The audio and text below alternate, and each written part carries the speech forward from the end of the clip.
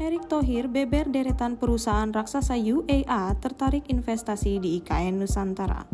Menteri BUMN Erick Thohir mengatakan para investor dan pengusaha asal Uni Emirat Arab atau UAE tertarik berinvestasi di Indonesia, mulai dari pembangunan ibu kota negara atau IKN Nusantara hingga pembangunan wisata laut.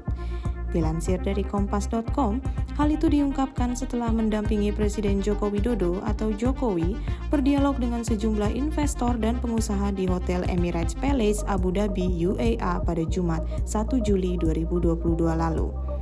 Para pengusaha dan investor yang hadir dalam pertemuan dengan Jokowi antara lain National Security Advisor Sheikh Tahnun bin Zayed Al Nahyan, CEO Abu Dhabi Holding Muhammad Hasan Al Suwadi, dan Executive Director Lulu Group Ashraf Ali.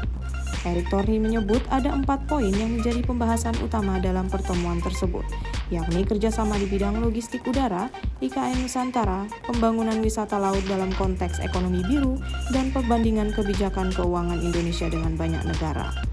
Ia menjelaskan terkait IKN, Indonesia dengan pertumbuhan ekonomi dan pendudukan yang pesat memang perlu membuat ibu kota baru. Erick memandang pemerintah perlu menyiapkan kota masa depan untuk penduduk yang saat ini mayoritas berusia muda.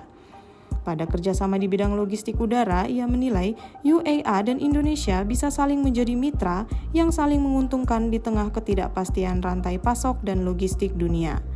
Menurutnya, Indonesia merupakan pusat rantai pasok lantaran dikenal kaya akan sumber daya alam seperti energi hingga pangan. Secara bersamaan, UAE bisa menjadi jendela untuk Indonesia melakukan transnasional di barang-barang lokasi ke luar negeri.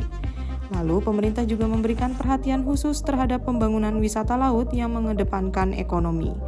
Hal ini bertujuan agar pembangunan ekonomi biru tersebut dapat turut menjaga alam Indonesia dan tidak sekadar mengeksploitasinya.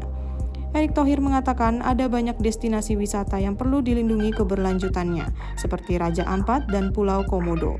Oleh sebab itu, diperlukan peta biru atau blueprint secara menyeluruh untuk wisata laut yang bersahabat dengan alam, sehingga tidak sekedar entertainment dan tourism.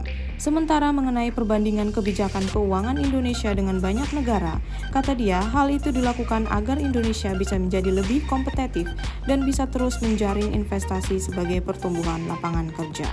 Terima kasih sudah nonton. Jangan lupa like, subscribe, dan share ya.